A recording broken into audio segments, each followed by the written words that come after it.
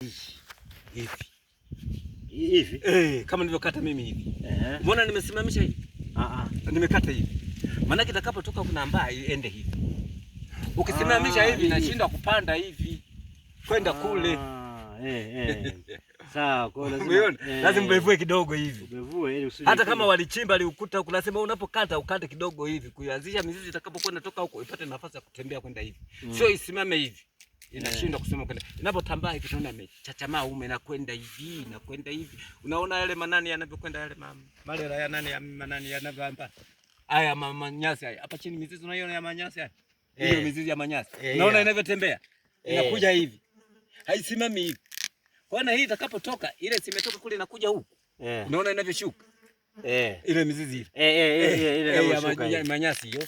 Hiyo mizizi ya manyasi. Sasa na hii itakapotoka itafuata kama inavyofuata ile na hii itajitengeneza hiyo hivyo hivyo. Okay. Unaona? Yaani hii ina tabia moja ya kufanya hii.